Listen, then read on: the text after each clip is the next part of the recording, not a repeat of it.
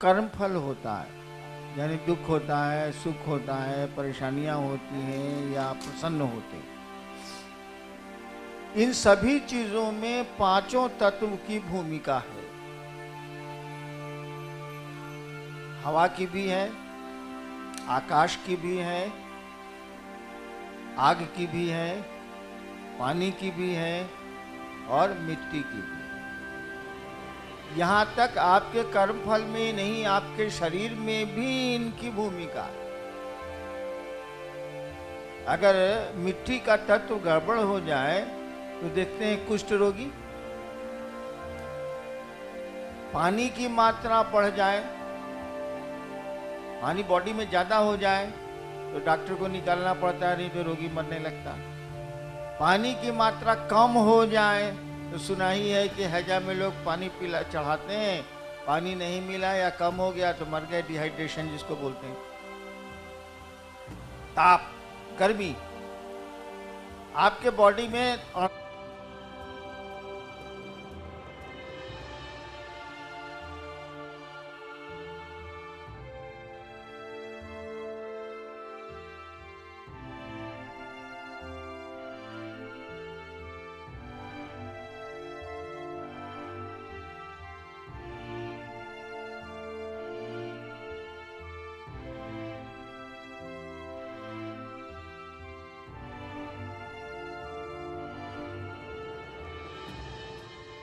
Degree temperature है, इसको 50 कर दिया जाए तो क्या होगा? मर जाएगा। 38 डिग्री टेम्परेचर है, इसको 5 कर दिया जाता है क्या होगा? तभी मर जाएगा, फ्रीज कर जाएगा। यानी देखिए, आग की भूमिका है, मिट्टी की भूमिका है, पानी की भूमिका है, हवा की भूमिका है कि नहीं, समझाने की जरूरत। आप हवा लेते भी हैं, हवा छोड़ते भी हैं, दोनों में भूमिका है। आकाश, अगर जगह नहीं हो तो आप बैठेंगे कहाँ, रहेंगे कहाँ, आपका अस्तित्व कहाँ होगा? स्पेस जिसको अंग्रेजी में बोलते हैं। यानी पांचों तत्वों की भूमिका है आपके जीवन के सुख दुख में, आपके जीवन में के लिए और आपके इवन शरीर के लिए। अब शिवलिंग में क्या होता है? आप पानी उठाते हैं, कहीं से उठाएं, अब बोल बम का नारा लगाते हैं। वो बम जो है ना, वो पानी का बीज मंत्र है, वंग। वंग जो है वही संस्कृत के जब बोलिएगा वंग तो हो जाएगा बम।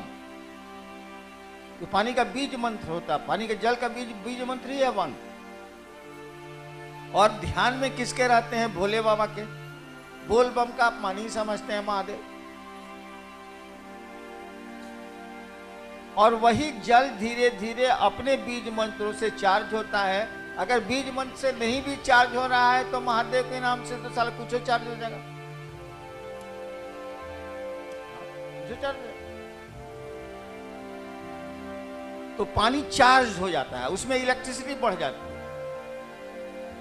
और पहले से पत्थर है मंदिर में, पत्थर पर मिट्टी या पत्थर की चीज, उस पर जैसे जल चढ़ता है वो चार्ज्ड वाटर होता है। जैसे जल चढ़ेगा, और दिमाग में क्या है आपके? शिव, बोल बम बोल बम बोल बम। तो पानी फेंकने के बाद में फिर मुर्गा रोटी सूझेगा, उस समय तक नहीं सूझता है। हाँ, तो जैसे आप जल चढ़ाते हैं शिव के ध्यान में, वैसे ही उसमें से जो तरंगें उठती हैं वो आपके जीवन को प्रभावित करती है। आदमी का स्वभाव है कि वह सुख लेना चाहता है, दुख लेना नहीं चाहता। इसीलिए वो तरंगे आपके दुख को तोड़ती हैं, सुख को छोड़ देती।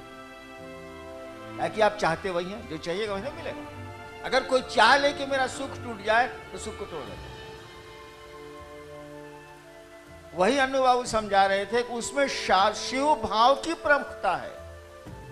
आप किस भाव से उस जल को चढ़ा रहे हैं। अगर महादेव के स्मरण में, याद में हैं आप और तब जल चढ़ा रहे हैं तो उसके परिणाम ज्यादा सार्थक होंगे, ज्यादा अच्छे होंगे।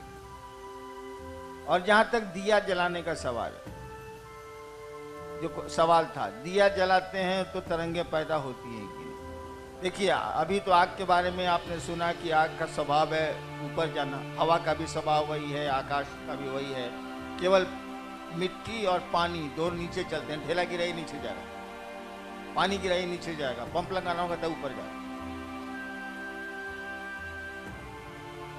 तो दिया भी जला रहे हैं आप, भाव है शिव का, तो आग ऊर्ध्वमुखी है, ऊपर चलती है, तो आपके मन को और ऊपर करेगी, शिव की ओर ले जाएगी, थोड़ा ही बहुत ले जाए, सूक्ष्म की ओर ले जाएगी, ऊपर ले जाएगी, उससे भी काम होगा।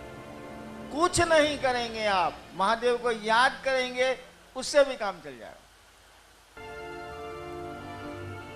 ये तो टेक्निक्स है। टेक्निक नहीं भी करेंगे तो मन जो है ना, मन सब टेक्निक में मन में से चलता है।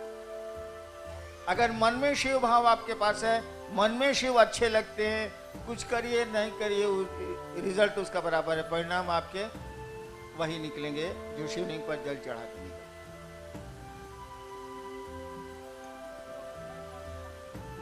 हाँ, ये सवाल है कि गंगा का पानी क्यों चढ़ाते हैं? गंगा पवित्र नदी भारतवर्ष में मानी गई है, इसीलिए उसका जल चढ़ता है। पौराणिक कथा है, पौराणिक विषय है। एक आदमी गंगा जल चढ़ाता था, पटने में मुझसे मिला था, एक लड़की थी, वो गंगा जल चढ़ाती थी।